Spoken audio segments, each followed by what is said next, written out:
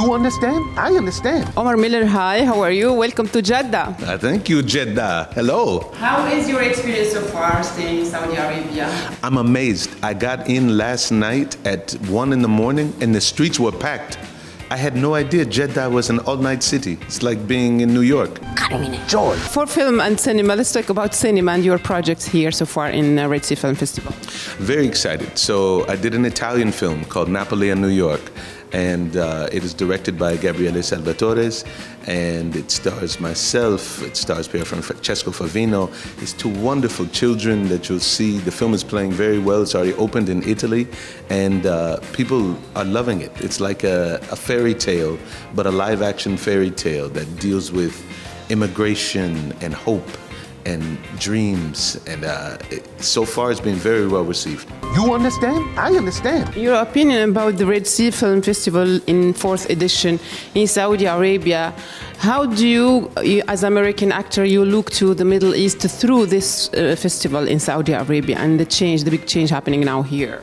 Well, I think it's perfect timing for a country that didn't have cinemas until recently to now have one of the most important film festivals in the world is a drastic change. And this is at a time that we see the cinema making a comeback, or at least I hope we're making a comeback. Right now you see all over the world between Wicked and Moana and Gladiator 2, films are performing. People love going to the cinema, and it is the modern day way of telling stories. Just like we told stories at one point with hieroglyphics and in caves, now we still tell stories with cameras. And it's important for every culture to be represented. So I saw this festival last year. I had some friends come and they all spoke very highly about it. And now I'm here working on my tan. I love it. Joy. For you as an American, and when we say American actor, we say Hollywood, right? And for so long, Hollywood was closed door for the world.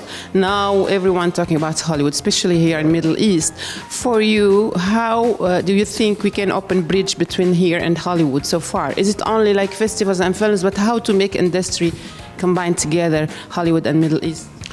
You know, I think that we all have it in our pocket. It's technology. Technology is the key at this point. So what's happened is technology and the nerds have made it possible for us to make films and tell our own stories all over the world. And one of the reasons it was closed before is because it was so expensive. Now you need a perspective and you need tools that you probably already have, including a telephone that you already have.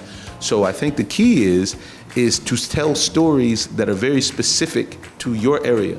And in that specificity, you then become generally popular because people can identify with what your story is.